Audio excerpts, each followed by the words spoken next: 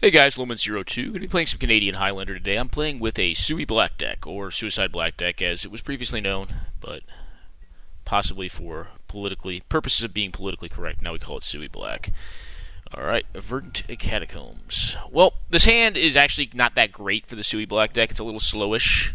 Against green, it's not bad though, because I have turn 1 interaction. And what I can do here is just play on Innocent Blood and say go. And possibly save the Fatal Push for later on. It's probably going to scale up a little better, especially against birds. Okay, the Pelt Collector and a land, okay?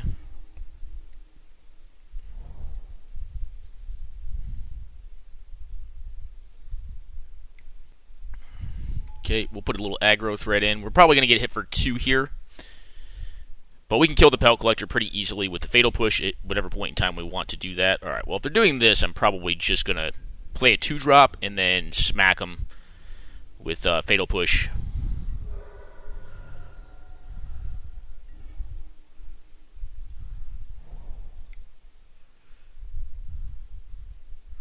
Play out the Flyer. It's not likely they're going to want to discard cards here. Oh, get in there, buddy. And I'm going to leave up Fatal Push here. I think there's just chances I get punished by it, but they're pretty low if they're like running like a hexproof sort of thing. But if they have more equipment, it could be very good. They don't have another creature, though, evidently. So I'm just going to blow this dude up. So Naya Blitz, it looks like it's what we're playing against. Okay, Sylvan Library. That's not a card that really worries me too much.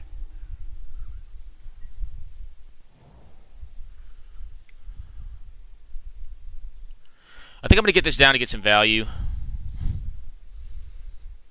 And be mana efficient. I do. So there's an argument to the Dothy Marauder as well, because it's not blockable, right? But if they don't hit a threat, and they're kind of incentivized to want to have to draw cards here off Sylvan Library, this forces them to block. All right, they're just done. Yeah, I was going to say, I think this either forces them to concede based on what they see, more than Dothy Slayer does, or they put down a blocker, a lifelink blocker, and I get hosed. All right, no sideboarding in this format. This deck does have a sideboard built for it, because it was originally a 100-card singleton deck. Right now, its points are in Black Lotus and Mox Jet. I think there's consideration to not having Lotus and then using like Strip Mine and like Umezawa's Jitte as well in this style of deck. But I kind of like the Lotus. Well, one, it fits on theme a little better for the deck, which is like all-in aggro. Like it's just a very, very aggressive deck. But interestingly enough, it also has some card advantage engines in it, which is kind of interesting or kind of cool for the deck. I think on the draw I can do better than this. I'm a 32 land deck, so going down, tends not to be as good for you. Well, this is definitely worse. Now I have to go to 5. So in retrospect, I wish I'd kept the other hand. But all right, and then there's this hand, which I'm going to keep on 5. Not very good, but I'm not going to go lower than this. I'll top that because they're going to definitely get a creature down before I will. Hopefully no Mana Dork. All right, no Mana Dork is very good for us. That means we'll get to snipe their turn 2 play, more than likely, and then get to play an Amit Eternal, which is a big dude. Taking some damage, which is good. You kind of have to do Philosophy of Fire math even with this deck. Okay, is this a Porcelain Legionnaire. Alright, Gutter Bones, well, not bad. I mean, it would have obviously been the best world for us if they didn't play anything at all. This card's not going to get better over time, so I'm just going to blow their dude up here. And be happy that I got a shock damage out of it.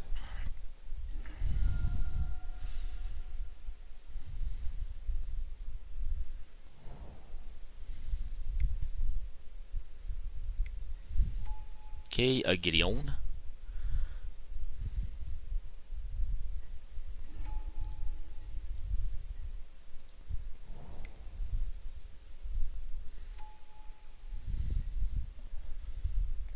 This will likely be hit by Gideon, this Amit.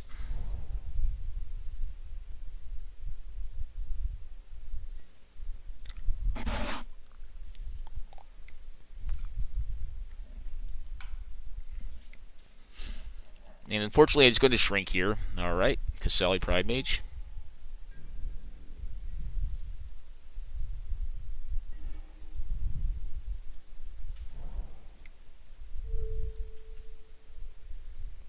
Force discards here. What have you got? Alright, Helix to Amit Eternal. Alright, they kill my Amit Eternal.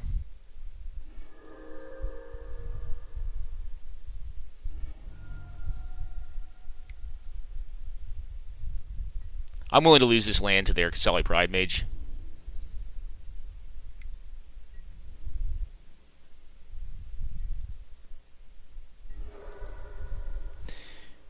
They're probably going to get me in this game because I think our start was just a little... Well, we mulled the 5, right? But our start was a little slower. And, yeah, I think, in general, this is going to get a Batter Skull. Yeah, we're just dead. We are just dead. Is there a way we can beat a Batter Skull? Probably not, especially with the Gideon preventing damage off my threats. Honestly, they could probably attack here with Gideon. I think I'd like that play better. Alright, got Jitte. Okay. I like that a little less than getting Skull, I think. I mean, they could be worried about discard. Yep. Alright, at that point, we can just concede, because we're not going to beat a Jitte on board. Mulling to 5 sucks, but that's one of the things you sign up for when you play a deck like Sui Black, because it's a pure aggro deck. It has a few card engines in it, but generally speaking, if you don't have one in your opener with fast mana, you're not going to get to use it. Like Necropotence is an engine, Dark Confidant, sorry. For newer viewers, Phyrexian Arena, even, Dark Offering or whatever, the 3 black card that's basically Bob for on an enchantment. Okay, this hand's much more keepable. This is a definite keep. I have to reread this guy. Only if an opponent lost a life this turn, okay? Just graveyard to hand. I haven't played with this card yet. I just saw it and I was like, this needs to go in the deck. To hand, okay.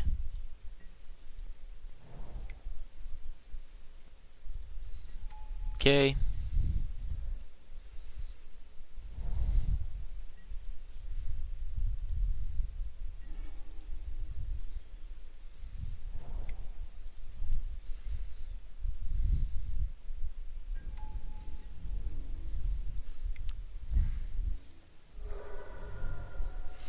Get a little bit of damage in. It's going to be like a Path to Exile or something. No, it's just a shock land to abate the damage race.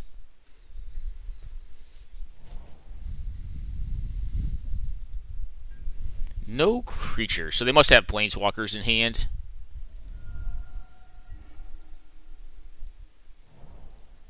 Well, got bad news, buddy. Do you have a flash, dude? Okie doke. Show me the money. Wasteland, one of those games that can just... really, it's at its best in a deck like this where it just buys another turn. Because Reflecting Pool, while a powerful land, is obviously not... it can struggle, right? Especially if it's an early land drop, which means that my opponent's hand probably had a little less land in it. Now they just have white. Okay.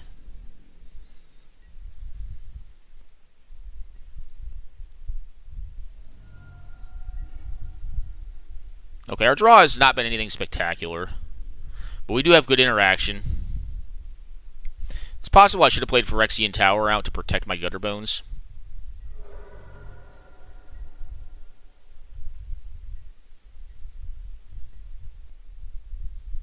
From exiling effects. Okay.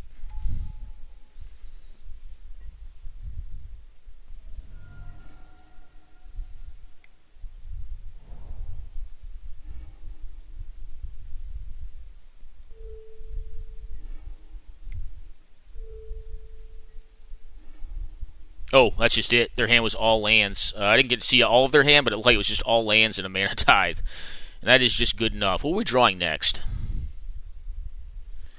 Anyways, that was a Sui Black deck. You didn't really see it get to use engine-y cards. It has some cool engine-y cards in it. So when you start looking at the deck, I mean, it has Black Lotus Mox, like I said, for points. So 3 points for the Mox and 7 for the Lotus. Some of the most efficient removal. I'm not playing some of the original, like the OG removal, like Contagion, which is in my sideboard, and Spinning Darkness, which is not my sideboard or in my main deck. It's opted instead to use Delve threats and Delve removal, like Murderous Cut, because it does have some graveyard synergies, which makes the Spinning Darkness a little bit worse. And if you don't get a draw engine down, you tend to have a tougher time burning through your cards. But you do have draw engines like Necropotence, which you have cards like Dark Ritual, Cabal Ritual, Lake of the Dead, Black Lotus, Mox Jet to turbo out. You have Dark Tutelage, it's the card I was thinking of, which basically is Dark Confidant on an enchantment. Phyrexian Arena, you obviously have a Dark Confidant right here. You have a Glint Sleeve Siphoner right here. So you have a lot of different like little engine-y cards that kind of draw you cards. Then you also have, where is this guy at? Crypt Breaker. Crypt Breaker, there's a lot of zombies in mono black aggro. And he also makes zombies, so he's also kind of a card engine. He's an aggressive card that is also a card engine. And you also have, guys like Scrap Heap, like I was saying, there's some graveyard synergy. Scrap Heap's in here. You have, where are you at? Blood Ghast. I'm going to play this deck again because I'm kind of trying to retune it. I saw the printing. Where are you at, buddy? There it is. I saw the printing of Gutter Bones, and I was like, that's a new card for the deck. Kind of want to go through and rework it. Originally, it was built to be a 100-card deck. That's why it has a sideboard. So I took out a couple lands and put in some Moxen. This hand is really on the verge, right? Like, it's on the draw, which does give it a little more utility. It's got 4 power, basically, to put on the board on turn 1, but it doesn't really go anywhere from there. That said, I haven't played this deck a lot recently, so I kind of want to keep a bad hand and just see what happens. Like, I kind of want to see how it draws out. It should draw out pretty well. Its draws should be non-lands, but that's it's a 32-land deck, and we have 5 in opener, which statistically speaking means that you have less to draw, right? Alrighty. The green and white matchup, Sui Black, definitely before, like to use its sideboard.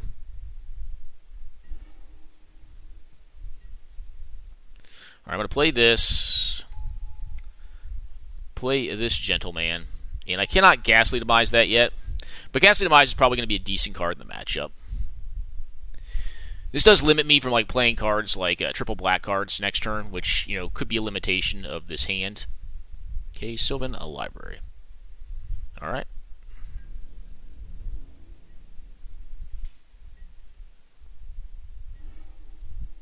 Okay, Adothi Marauder.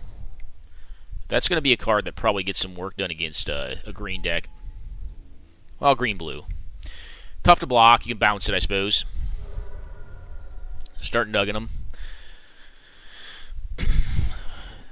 I wonder if they take damage here. I'm obviously an aggressive deck, so taking damage can be risky, right? But we'll see. They do. It's either really bad for me or really good for me. I don't know yet. Fetch land, okay. The thing with Sylvan Library is when you play it in your deck, you generally speaking want to sign up to use it. Alright, True Name Nemesis. Well, that thing can block my stuff.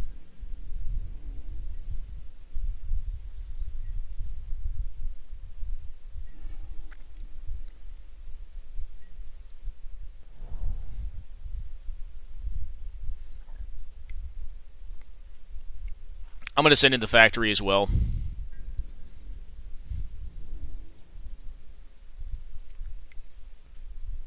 They'll likely block the factory and let the bones through, and then I'm going to... the reason I'm doing this is because I want to take them off of a land count for next turn. And I would like to get this dude into play and then kill the elves to slow them down a little bit.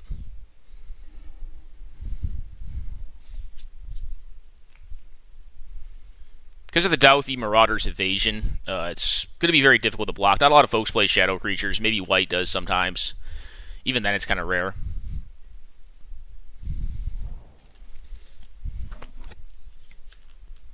Okay, Wild Growth.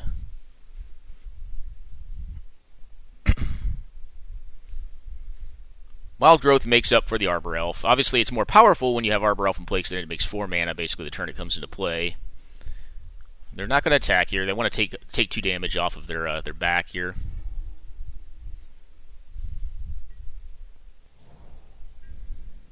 Alright, knows only the battle. Get in there, guys.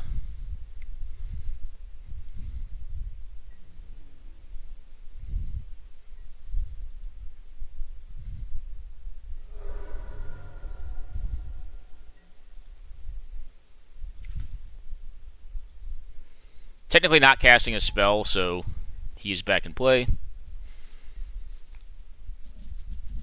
And Thragtusk or like Obstinate Baloth or Kitchen Finks even would slow down this beat train. And can it get there?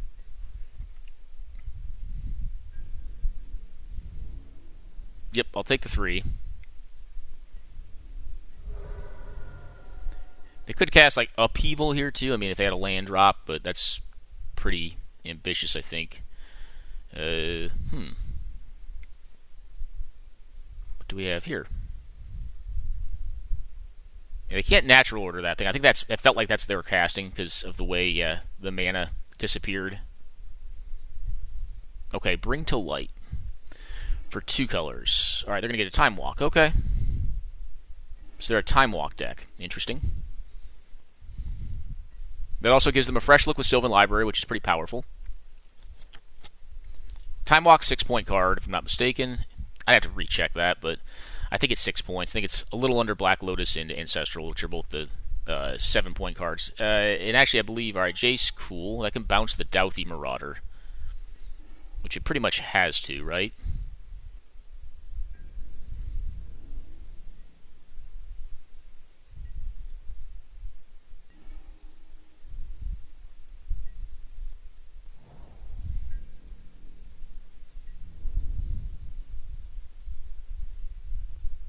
Alright, I'm going to kill Jace here. They can eat one of my dudes.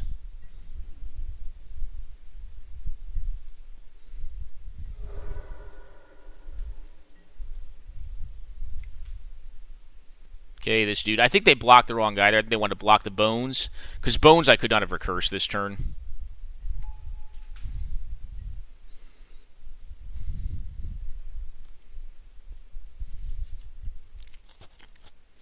Take them off a Brainstorm on their turn, though. So there's 2 cards they know about on top of their deck, plus a third, and now they have a fetch. They could possibly Time Walk again, which would be my guess. If they're still playing it out, they probably have a Time Walk in hand of some sort. So this is a Time Walks deck.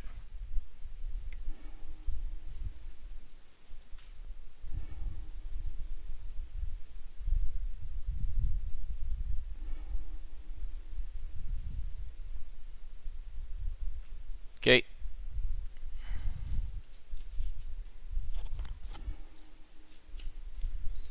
They took the 3 pile, which makes sense. Can you Time Walk this turn? I don't think you can. I think I think I got you. I don't think it mattered how I split that. I think I could have given them all 5, and it wouldn't have mattered. But alrighty. Sui Black. The Time Walks deck is a little slower. Obviously, it's playing True Name for a pointed card, which is a powerful card. This hand's great. It's got turn 1 Diregraph. It's got Sinkhole if they use a one of the land pup effects. More than likely, though, I'm going to thin here. I'm going to thin. This builds up Delve count. It is worse if I draw my 2/1 my Bloodghast, but they didn't appear to be the best blocking deck. Okay, Sylvan. This. If they play True Name out, that'd probably be the worst case scenario. Then I can just attack through with the Glint-Sleeve Siphoner because of Menace. You can even equip it with the Gnarled Scarhide if I'd like. But next turn I'm probably just going to play Scarhide out if they don't do anything relevant. Blow up their blue-green land before it can become turned on. And then set up for a turn 4 Desecration Demon, which is a big fella. Okay. Okay, Rofelos.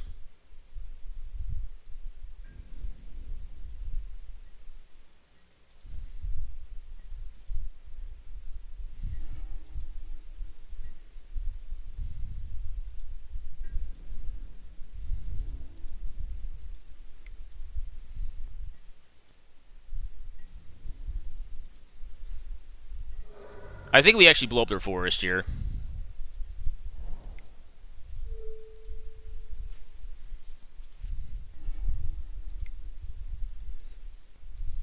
I'm going to cast this without Bestow. Get to draw a free card next turn, too.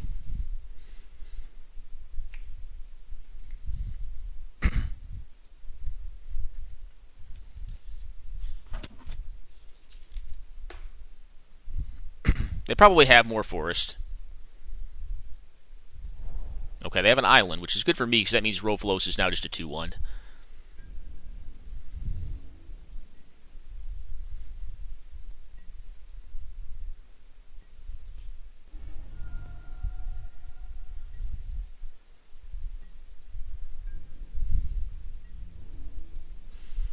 They probably block here, would be my guess. I mean, they could try to wait, but they've seen their top deck with Sylvan and didn't pull off of it.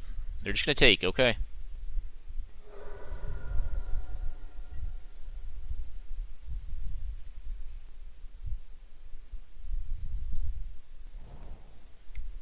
Honestly, here I think it's greedy, guys, to play into mana drain. I'm worried about mana drain. That's why I'm not going to play out the Desecration Demon here. They opted to do nothing with their turn and not block or attack, so to me that means they're trying to like trap me into like a mana drain or maybe just general counter magic, but a drain is what I was feeling. It always felt like Gnarled Scarhide should be a zombie. It's actually just a Minotaur, which is weird. Alright, Coiling Oracle. I can block some things and some stuff. That's fine.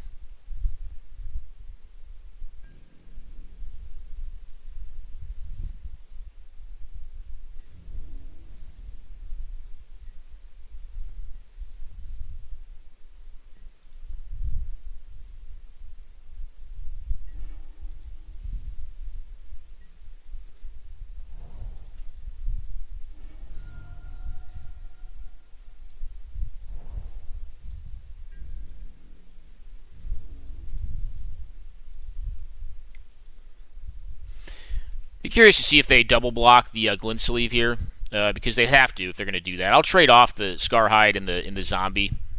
Yep, oh, they have to double block him. That's a double block guy right there. Yep, makes sense. Again, I'm still feeling counter magic right now, so what I'm going to do is just leave up the Crypt Breaker and just say go. I want to make it so they can't just sit back, right?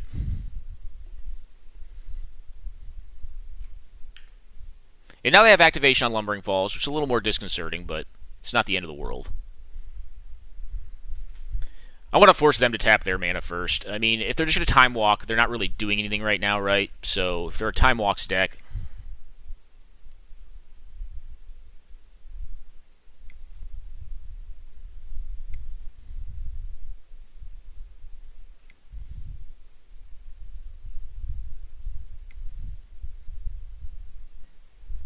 Okie doke.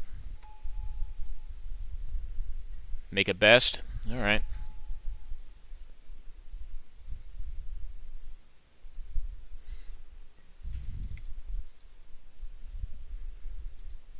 Just gonna ditch a land here.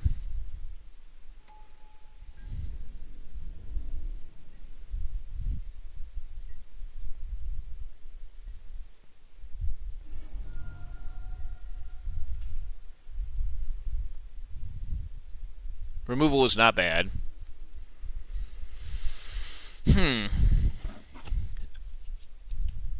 Well, I think what I do here is this. I think I just him their hand out. I think I'm going to play out the Tombstalker.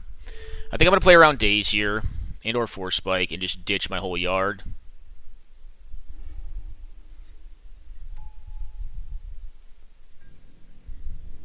So if I attack with all here, not at Garrick, but at them... If they want to kill the Glint Sleeve, they have to double block. They can kill a Zombo, 2 Zombos, and take 3, right?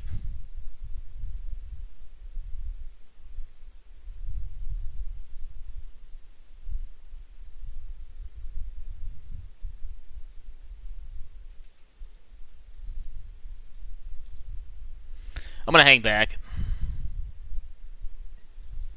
I could draw this way with Crypt Breaker. They have to answer the flyer at the end of the day, which is kind of the test we put them to here. I would only get them down to 1 that way, and it doesn't feel like a good enough trade. I get to keep my Glint Sleeve, and I get to keep probably the 1/1, the Crypt Breaker. That's fine. That card, that's not a card that I often find that I like in many decks other than like the Academy deck. Alright, Beast. Do you have Unsummon? It's a powerful card. Coercive Portal is just really weird for me, though. Like, I don't know. Like, I oftentimes find that... Yeah, it's very rare that I like it specifically in a deck. Sure. I guess I should have done that last turn. If I had done that last turn, I guess I still couldn't have gotten in for lethal, so... Wouldn't have mattered.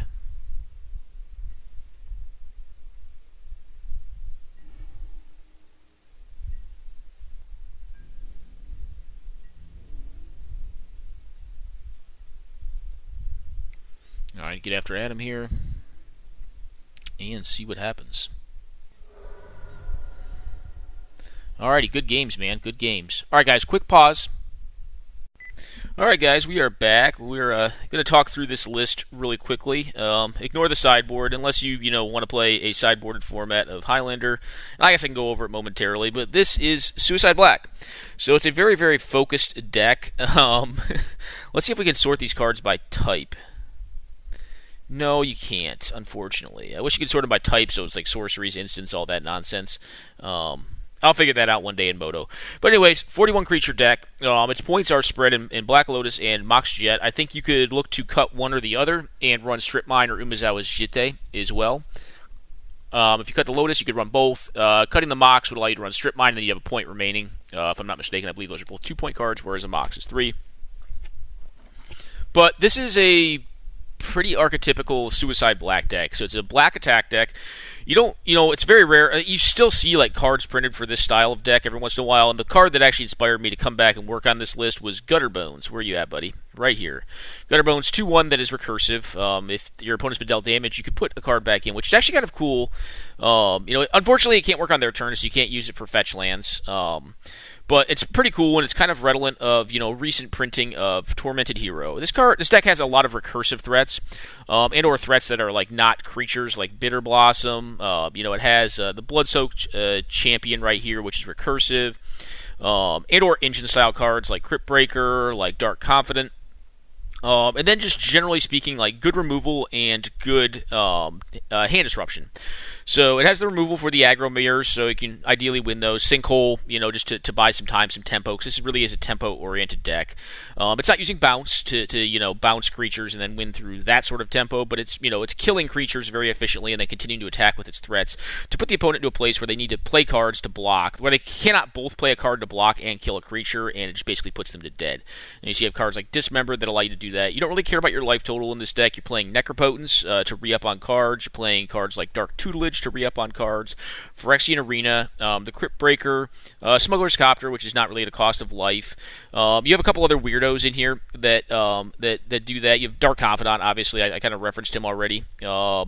You have Asylum Visitor, which, this works for you or your opponent. So in the aggro mirror, it's not bad because your opponent can run out of cards fast too, but you'll often do the same, so it works there. The Blunt Scrivenger, if you would draw a card where you have no cards left, draw 2 instead and lose a life, which is great. You have Glint Sleeve Siphoner, which does that as well. Painseer, which does that. So actually, it's kind of shocking how many efficient threat cards there are that are actually also card advantage cards at the cost of life for the Sui Black deck. But there's actually quite a few, and I found I like them quite a bit. And it allows the deck to really kind of just keep the foot to the floor, so to speak. You keep on pouring gas onto the fire of this deck's aggressive strategy. I'm also running Abyssal Persecutor. I just wanted to run this dude. He's just huge, and I got it. He has a pretty big downside where you can't win the game. Your opponents can't lose and you can't win. But when you're running cards that allow you to sacrifice stuff, like Carrion Feeder, I believe I have an Innocent Blood in here just for the sheer efficiency of the card. You have kill spells throughout the deck. I believe this also has Devouring Flesh. It has Liliana to deal with your own cards. It has Murderous Cut, which can deal with your own dude. There's a few others. Diabolic Edict deals with it. Go for the Throat deals with it. There's quite a few answers to getting rid of your own dude if you really want to do that. But just very, very efficient removal, very efficient threats. Highest density isn't threats, and then it would probably go to mana, and then card draw, and then removal, and or interaction. So the deck tends to be a little disruptive than Black, White, Death, and Taxes. It probably actually can fish out just as fast and possibly faster than Red Deck wins. But what it has over Red Deck wins is it tends to have better conditions for victory post-board stall. So if you get Wrath of God, it's not the end of the world on this deck because you have a lot of cards that are recursive, like Restless Dead, is another example of one. Bloodghast is in the deck. There's quite a few more. Scrap Heap Scrounger is another one. The cards I showed you at 1 that also recurse themselves. So you have a lot of interesting cards that kind of have that effect. You have a lot of delve threats in this deck because this deck is going to run through cards really rapidly and it's going to want to be able to cast efficient threats for very little. As far as sideboard goes, I consider playing Spinning Darkness and Contagion in this deck just to help shore up the aggro mirror because they're very efficient pitch cards with a deck that has a lot of aggressive deck that has a lot of draw engines at the cost of life. Cards like this, your life total you tend to want to preserve, so you can use your life total as a resource to draw cards. And you don't really per se mind pitching dead cards in a matchup if you can deal with creatures. You have Lifebane Zombie in here, which is kind of just like another version of Dystopia, which is very, very powerful against the white and the green decks. Virtue's Ruin, Perish, Nature's Ruin, Self-Inflicted Wounds. So you could tell this deck was trying to beat white decks and green decks pretty handily. You have Ixalan Jailer, which probably needs to come out and just become a Tormod's Crypt. Withered Wretch for graveyard hate. Then Vicious Hunger and Sorin's Thirst are both in here as well, just to shore up the red deck wins aggressive matchup if you're playing with sideboards. Dread of Night, just own white. Deathmark, white and green.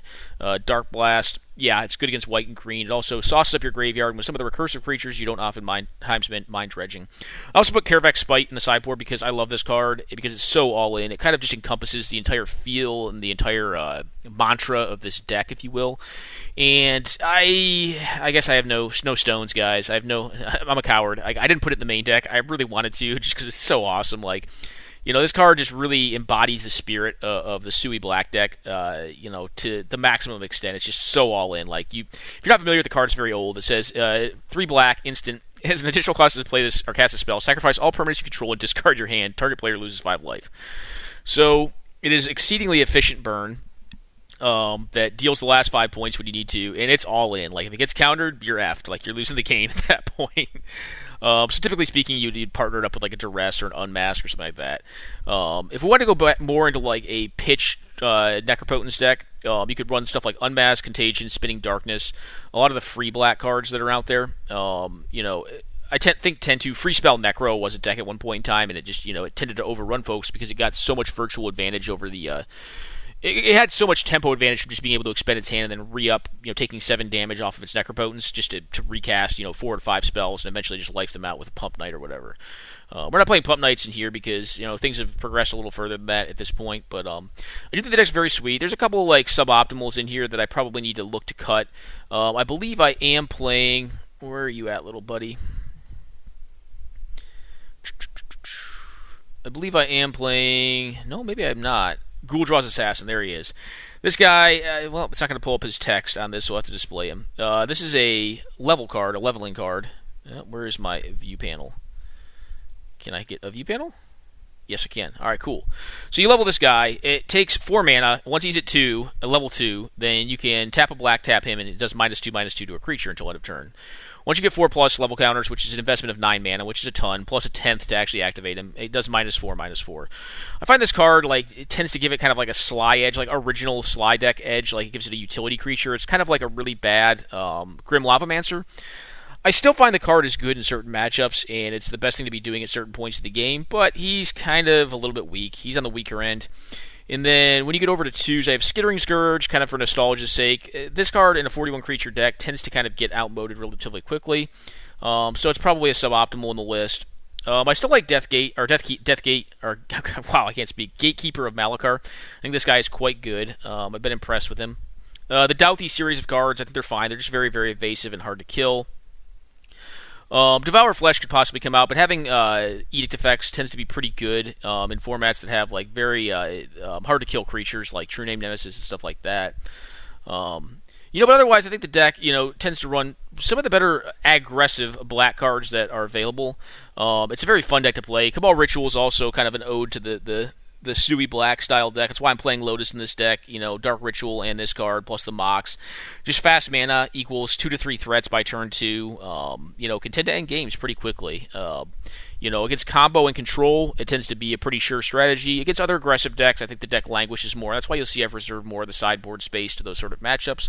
But if you were to play this seriously in Canadian Highlander, I would think you'd probably want to look at some number of the choices in the main deck and possibly increase the removal count for the list so that you actually had some good game against like red deck wins and like white weenie style decks or black white death and taxes, because they do have a lot of creatures, and their small creatures are going to tend to be better than yours are, with the exception of your evasive ones, which can kind of get around them. So I think you look to probably increase evasive creature count and increase interaction so you can kill creatures in the early game and kind of keep the lane clear to continue to kill or continue to work on their life total and chisel them away. Anyways, that's the deck, guys. Once you get up to 3, you get some of the best cartage. You also get Douthie Marauder, kind of an ode to the old school. Drana, Liberator of Malakar, very powerful card. With first strike, it just buffs all your dudes. Liliana the Veil, my second favorite Planeswalker of all time. This card is just bonkers, it's just busted. And honestly, with this deck, because you do have a lot of recursive creatures, you can just ditch recursive dudes and get them back. Arena, just a draw engine. Draw's Messenger, very good card. Like, it's a 3/2 that turns into a 4/3 and essentially does 4 damage to them just for coming into play both times. Necropotence, kind of, one of the hallmark cards of the deck. Like, just draw a million, play a million, draw another million, play a million. That's just what it does. Abyssal Persecutor, this deck's all in. It wants big dudes like this. It's kind of like a bigger and better Juzam Jin. Desecration Demon, same thing, with less of a drawback realistically than Abyssal Persecutor. Although sometimes this is a big drawback. They'll just sack dudes and they'll kill you in certain game states. Phyrexian Obliterator, yeah, this is where I'm at with this deck. Like, I love this guy. I'm not playing, you'll note, the Phyrexian Negator. Maybe I should be, but I hate that card so much against red deck, win style decks. Like, you ritual that thing out and just get bolted. It's just the worst feeling in the world. Whereas this card does exactly the opposite. It's the same size, has trample, but it does it to them, which is just, I don't know. That's how power creep happens, right? Murderous Cut and the Delve dudes, yep, they're just good. They tend to be kind of bad with Dark Tutelage and Dark Confidant, but your converted mana cost and land count is so low that oftentimes you're either going to hit a swamp or hit like a 1-drop or a 2-drop or maybe a 3. But like hitting a 4+ is generally a little more rare with these sort of cards. It does happen, but not as often. Anyways, hope you guys enjoyed the gameplay and the deck tech of Suicide Black in Canadian Highlander format. Very, very fun deck. I'm not going to say it's the best deck ever. It's pretty medium, but it is kind of fun to play, and it has very good matchups. It's probably like a 70-30 deck. Like, when I say that, I mean like it has a 70% matchup against a lot of decks, and then it has a 30% matchup against a lot of other decks. It's not that match neutral. Like I said, I think it tends to be bad against other aggressive decks. In some mid-range decks, it tends to be a little worse against, but I think mid-range tends to be okay because, generally speaking, if you're playing mid-range to this deck, like, you're going to get a very aggro start unless they have sweepers in their deck, which mid-range doesn't tend to play. You're going to kill like their first 2 threats with removal, like efficient removal, and then just get them to such a low life total that you can suicide attack in with your guys on the last turn of the game for the win, and they have to like block, they force block or something like that, on the last turn. If you have like 2 removal spells against a mid-range deck, though, I tend to think it plays out pretty well, and or some good hand disruption. So I think other than the other aggro matchups, it tends to be pretty good deck. Against blue decks, it's great. Against blue-white decks, board control, it's not bad. That's why I put a lot of the recursive creatures in here because they can Wrath on 4, and you just bring back 2 to 3 dudes out of the bin, or maybe 1 to 2 dudes out of the bin, and it's just more stuff for them to deal with. And of note, cards like Bloodsoaked Champion can't be countered as they come out of the bin. Neither can the Bloodghast, etc. The Scrap Heap Scrounger can't be countered out of the bin.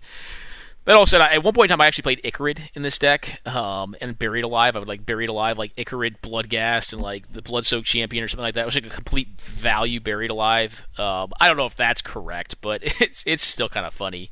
We could also try to run Entomb in this list and like just Entomb, like Fair Entomb, a Bloodghast into the yard. It's not horrible. It's not the best use of Entomb, obviously, but it's still a free creature. It's basically a 1-mana 2/1, right? At that point, like, you really haven't lost a card. You've lost a card for a card, right? If you have lands to play in hand. So there's a couple ways you can go with this deck. I think it's very, very cool. It's very all-in, very aggressive, and kind of a blast to play if you enjoy playing aggressive strategies. Hope you guys enjoyed the content, and take care now.